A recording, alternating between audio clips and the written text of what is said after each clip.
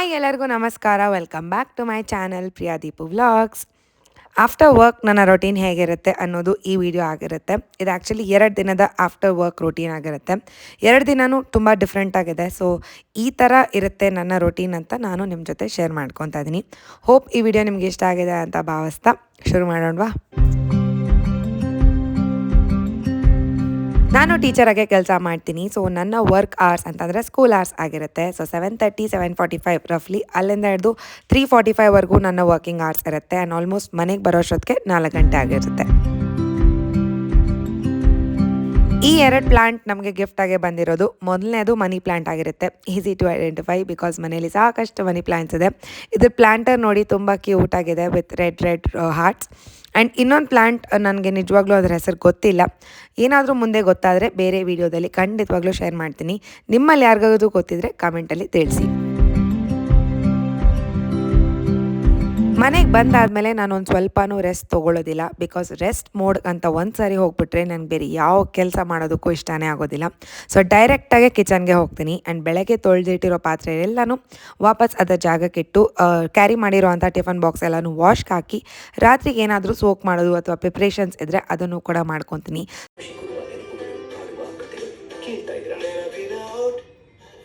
ಮನೆ ಕ್ಲೀನಿಂಗ್ ಕೆಲಸ ಅಥವಾ ರೀಸ್ಟಾಕಿಂಗ್ ಇದ್ದಾಗ ಖಂಡಿತವಾಗ್ಲೂ ನಾನು ಹಾಡನ್ನು ಕೇಳ್ತಾನೆ ಕೆಲಸ ಮಾಡ್ಕೊತೀನಿ. ನಂತರ ಯಾರಿದ್ದಾರೆ ಅಂತ ಕಮೆಂಟಲ್ಲಿ ತಿಳಿಸಿ. ಹೇರ್ ಸ್ಟೈಲಿಂಗ್ ಅಂತ ಬಂದಾಗ ಯೂಶ್ವಲಾಗಿ ನಾನು ಬಳಸೋದು ಅಗಾರೋ ಅವರ ವಾಲ್ಯೂಮ್ನೈಸರ್ ಹೇರ್ ಡ್ರೈಯರ್. ಇದು 1 step styler and hot air blow brush ಆಗಿರುತ್ತೆ. So drying and styling at 1 step. ಈ ಹೇರ್ ಡ್ರೈಯರ್ನ ಈಸಿ ಹ್ಯಾಂಡಲ್ಡ್ ಮೆಕ್ಯಾನಿಸಮಿಂದ ಲಾಂಗ್ ಅವರ್ಸ್ ಬೇಕಂದ್ರೂ ಕೂಡ ನಾವು ಸ್ಟೈಲಿಂಗ್ ಆರಾಮಾಗೆ ಮಾಡ್ಕೋಬೋದು. ವೆರಿ ಈಸಿ ಆ್ಯಂಡ್ ಕಂಫರ್ಟಬಲ್ ಆಗಿರುತ್ತೆ. ಆ್ಯಂಟಿ ಸ್ಕ್ಯಾಲ್ಡಿಂಗ್ ಟ್ರಿಪ್ನ ಪ್ರೊವೈಡ್ ಮಾಡಿರ್ತಾರೆ. ಸೊ ನಾವು ಹಿಡ್ಕೊಂಡು ಸ್ಟೈಲಿಂಗ್ ಮಾಡ್ಕೊಳ್ಳುವಾಗ ಯಾವುದೇ ಬರ್ನ್ಸ್ ಆಗಲಿ ರ್ಯಾಷಸ್ ಆಗಲಿ ಆಗೋದೇ ಇಲ್ಲ. ಇದರಲ್ಲಿ ಆ್ಯಕ್ಟಿವೇಟೆಡ್ ಚಾಕೋಲ್ ಬ್ರಿಸಲ್ಸ್, ಅದರ ಜೊತೆಗೆ nylon pin round tip bristles ಇರುತ್ತೆ. ಸೊ ಡಿಟ್ಯಾಂಗ್ಲಿಂಗ್ ಮಾಡೋದಕ್ಕೆ very easy. So hair stuck ಆಗಿಬಿಡುತ್ತೆ ಅಥವಾ ತುಂಬಾ ಮೆಸ್ಸಿ ಆಗುತ್ತೆ ಅಂದರೆ ಖಂಡಿತವಾಗ್ಲೂ ಇಲ್ಲ. ಇದರ ಬ್ರಷ್ ಹೆಡ್ ಸೆರಾಮಿಕ್ ಟೂಮಿಲಿನ್ ಕೋಟೆಡ್ ಆಗಿರುತ್ತೆ. ಆ್ಯಂಡ್ ಏರ್ ಫ್ಲೋ ವೆಂಟ್ಸ್ನ ಪ್ರೊವೈಡ್ ಮಾಡಿರ್ತಾರೆ with 360 degree air circulating mechanism. ಇದರಲ್ಲಿ 3 ಹೀಟ್ ಆ್ಯಂಡ್ 2 ಸ್ಪೀಡ್ ಸೆಟ್ಟಿಂಗ್ ಇರುತ್ತೆ. Low temperature high speed, medium temperature low speed and high temperature high speed. ಇದ್ರ ಜೊತೆಗೆ ಪವರ್ ಆಫ್ ಕೂಡ ಇರುತ್ತೆ. So ನಿಮ್ಮ ಹೇರ್ಗೆ ನೀವು ಯಾವ ಥರ ಸ್ಪೀಡ್ ಯಾವ ಥರ ಹೀಟನ್ನ ಪ್ರೊವೈಡ್ ಮಾಡಬೇಕು ಅಂತ ಅಂದ್ಕೊಂಡಿದ್ರು ಅದನ್ನು ಸೆಟ್ಟಿಂಗ್ನ ಸೆಲೆಕ್ಟ್ ಮಾಡಿಕೊಂಡು ಹೇರ್ ಸ್ಟೈಲಿಂಗ್ನ ಈಸಿಯಾಗಿ ಮಾಡ್ಕೋಬೋದು. 360 ಡಿಗ್ರಿ ಸ್ವಿವೆಲ್ ಪವರ್ ಕಾರ್ಡ್ನ ಪ್ರೊವೈಡ್ ಮಾಡಿರ್ತಾರೆ. ಸೊ ಈ ಕಡೆ ತಿರುಗಬೇಕು ಆ ಕಡೆ ತಿರುಗಬೇಕು ಅಂತಂದರೆ ಈಸಿಯಾಗಿ ಹೇರ್ ಸ್ಟೈಲ್ನ ಮಾಡ್ಕೋಬೋದು. ಆ್ಯಂಡ್ ಪವರ್ ಕಾರ್ಡ್ನ ಕೂಡ ಪ್ರೊವೈಡ್ ಮಾಡಿರ್ತಾರೆ. ಅಗಾರೋ ವಾಲ್ಯೂಮ್ನೈಸರ್ ಹೇರ್ ಡ್ರೈಯರ್ನ ಹೇಗೆ ಯೂಸ್ ಮಾಡೋದು ಅಂತ ತೋರಿಸ್ಕೊಡ್ತೀನಿ. ಮೊದಲನೇದಾಗಿ ನಾನು ಹೇರ್ ವಾಶ್ ಮಾಡ್ಕೊಂಡಿದ್ದೀನಿ. ಹೇರ್ ಈಗ ಸದ್ಯಕ್ಕೆ ವೆಟ್ ಆಗಿದೆ ಆ್ಯಂಡ್ ಡಿಟ್ಯಾಂಗ್ಲಿಂಗ್ ಕೂಡ ಮಾಡ್ಕೊಂಡಿದ್ದೀನಿ ವೈಟ್ ಟೂತ್ ಬ್ರಷ್ನ ಬಳಸ್ಕೊಂಡು. ಈಗ ಹೇರ್ನ ಸೆಕ್ಷನ್ಸಲ್ಲಿ ಡಿವೈಡ್ ಮಾಡ್ಕೊತೀನಿ. ಸೊ ಒಂದೊಂದಾಗೆ ನಾನು ಹೇರ್ ಬ್ರಷ್ನ ಬಳಸ್ಕೊಂಡು ನನಗೆ ಬೇಕಾಗಿರೋ ರೀತಿಯಲ್ಲಿ ನಾನು ಸ್ಟೈಲಿಂಗ್ನ ಮಾಡ್ಕೊಂಡಿದ್ದೀನಿ. ನಾನೀಗ ಸದ್ಯಕ್ಕೆ ಮೀಡಿಯಮ್ ಟೆಂಪ್ರೇಚರ್ ಆ್ಯಂಡ್ ಲೋ ಸ್ಪೀಡ್ನ ಬಳಸ್ಕೊತಾ ಇದ್ದೀನಿ. ಬೇಕು ಅಂತಂದರೆ ನೀವು ಹೀಟ್ ರೆಸಿಸ್ಟೆನ್ಸ್ ಸ್ಪ್ರೇ ಕೂಡ ಆ್ಯಡ್ ಮಾಡ್ಬೋದು ನಿಮ್ಮ ಹೇರ್ಗೆ. ಬಟ್ ಅದು ಅಷ್ಟಾಗೆ ಅವಶ್ಯಕತೆ ಇರೋದಿಲ್ಲ. ಅಷ್ಟು ಹೀಟ್ ಪ್ರೊಡಕ್ಷನ್ ಅಥವಾ ಹೀಟ್ ಸಪ್ಲೈ ಹೇರ್ಗೆ ಆಗೋದೇ ಇಲ್ಲ. ಹೇರ್ನ ಡ್ಯಾಮೇಜ್ ಅಂತೂ ಮಾಡೋದೇ ಇಲ್ಲ. ಈ ಅಗಾರೋ ಅವರ ಹೇರ್ ಬ್ರಷ್ ಈವನ್ ಆಗಿ ಹೀಟ್ನ ಡಿಸ್ಟ್ರಿಬ್ಯೂಟ್ ಮಾಡುತ್ತೆ. ಸೊ ಸ್ಕ್ಯಾಲ್ಪ್ವರೆಗೂ ನೀವು ಆರಾಮಾಗಿ ಯೂಸ್ ಮಾಡ್ಕೋಬೋದು. ಸ್ಕ್ಯಾಲ್ಪಲ್ಲಿ ರ್ಯಾಷಸ್ ಆಗುತ್ತೆ ಅಥವಾ ಬರ್ನ್ ಆಗುತ್ತೆ ಅಥವಾ ಹೀಟ್ ತಾಕಿದ್ರೆ ತುಂಬ ತೊಂದರೆ ಆಗುತ್ತೆ ಅಂತಂದರೆ ಖಂಡಿತವಾಗ್ಲೂ ಇಲ್ಲ. ಸೊ ನಿಮಗೆ ಯಾವ ಥರ ಬೇಕೋ ಆ ಥರ ಇನ್ವರ್ಡ್ ಅಥವಾ ಔಟ್ವರ್ಡ್ ಸ್ಟೈಲಿಂಗ್ನ ಮಾಡ್ಕೋಬೋದು. ಲಾಸ್ಟಲ್ಲಿ ನಿಮ್ಮ ಟಿಪ್ಸ್ ಇರುತ್ತಲ್ಲ ಅದನ್ನು ರೋಲ್ ಮಾಡೋದಕ್ಕೆ ಕೂಡ ತುಂಬಾ ಈಸಿಯಾಗೇ ಇರುವಂಥ ಹ್ಯಾಂಡ್ ಮೆಕ್ಯಾನಿಸಮ್ನ ಪ್ರೊವೈಡ್ ಮಾಡಿದ್ದಾರೆ.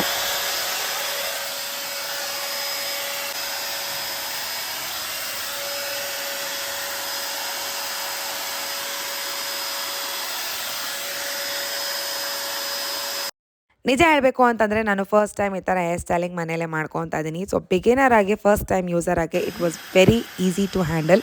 ತುಂಬಾ ಕಾಂಪ್ಲಿಕೇಟೆಡ್ ಅಥವಾ ತುಂಬಾ ಸ್ಟೈಲಿಂಗ್ ಎಕ್ವಿಪ್ಮೆಂಟ್ಸ್ ಬೇಕು ಅಂತ ಏನೂ ಇರಲಿಲ್ಲ. ಇದು ಒಂದು ಬ್ರಷ್ ಸಾಕಾಗಿತ್ತು. Blow drying, air styling and hair drying ಎಲ್ಲನೂ ಒಂದೇ ಸರಿ ಆಗೋಗಿತ್ತು.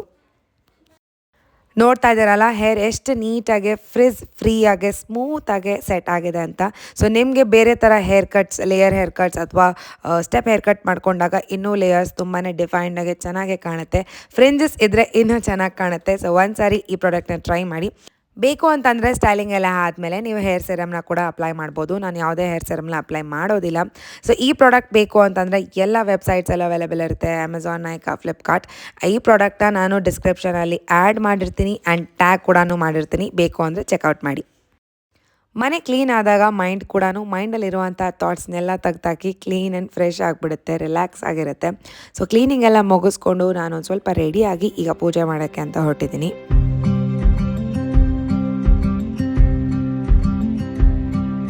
ಯೂಶಲಾಗೆ ನನಗೆ ಬೆಳಗ್ಗೆ ಹೊತ್ತು ಟೈಮ್ ಸಿಗೋದಿಲ್ಲ. ಆರ್ಯ ಯೂಶಲಾಗೆ ಬೆಳಗ್ಗೆ ಹೊತ್ತು ದೀಪನ ಹಚ್ತಾನೆ. ಅವ್ನು ಹಚ್ಚಿದಾಗ ಜಸ್ಟ್ ಕೈ ಮುಗಿದು ನಾನು ಕೆಲಸಕ್ಕೆ ಹೊರಟ್ಬಿಡ್ತೀನಿ. ಅಲ್ಲಿ ಕೂತ್ಕೊಂಡು ಒಂದು ಸ್ವಲ್ಪ ಮೆಡಿಟೇಟ್ ಮಾಡೋದಾಗಿರ್ಬೋದು ಅಥವಾ ಆ ಥರ ಯಾವುದೋ ಅವಕಾಶ ಬೆಳಗ್ಗೆ ಹೊತ್ತು ನನಗೆ ಸಿಗೋದಿಲ್ಲ. ಅದಕ್ಕೋಸ್ಕರ ಈ ಥರ ಸಂಜೆ ನಾನು ಫ್ರೀ ಇದ್ದೀನಿ ಅಂತಂದಾಗ ಮಾಡಬೇಕು ಅಂತ ಅನಿಸ್ದಾಗ ಖಂಡಿತವಾಗ್ಲೂ ಮಾಡ್ತೀನಿ.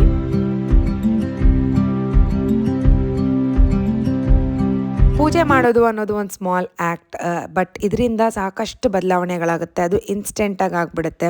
ಎಷ್ಟೊಂದು ಥಾಟ್ಸ್ ಇರುತ್ತೆ ಮೈಂಡಲ್ಲಿ ಅಂತಂದಾಗ ಅಲ್ಲಿ ಜಸ್ಟ್ 10 ನಿಮಿಷ ಕೂತ್ಕೊಂಡ್ರೆ ಸಾಕು, ಎಲ್ಲನೂ ಅದಕ್ಕದೇ ವ್ಯಾನಿಷ್ ಆಗಿಬಿಡುತ್ತೆ ಆ್ಯಂಡ್ ತುಂಬಾ ಪಾಸಿಟಿವಿಟಿ ಸ್ಪ್ರೆಡ್ ಆಗುತ್ತೆ ಮನೆಯಲ್ಲಿ.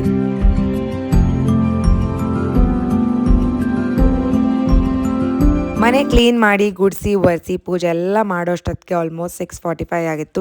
ಈಗ ನಾನು ರಿಲ್ಯಾಕ್ಸ್ ಮೋಡ್ಗೆ ಅಂತ ಹೋಗ್ತೀನಿ. ಸೊ ನನಗೆ ಬೇಕಾಗಿರುವಂಥ ಯಾವುದೇ ರೀತಿಯಾದಂಥ ಟೀನ ಪ್ರಿಪೇರ್ ಮಾಡಿಕೊಂಡು ಒಂದು ಹಾಫ್ ಆನ್ ಅವರ್ ಕೂತ್ಕೊಂಡು ಅಥವಾ ಟಿ ವಿ ನೋಡ್ತೀನಿ ಅಥವಾ ನಿಮ್ಮ ಕಮೆಂಟ್ಸ್ನ ನೋಡ್ತೀನಿ ಅಥವಾ ಬುಕ್ ಓದ್ತೀನಿ. ಯಾವುದೋ ಒಂಥರ ರಿಲ್ಯಾಕ್ಸೇಷನ್ನ ಮಾಡ್ಕೊತೀನಿ.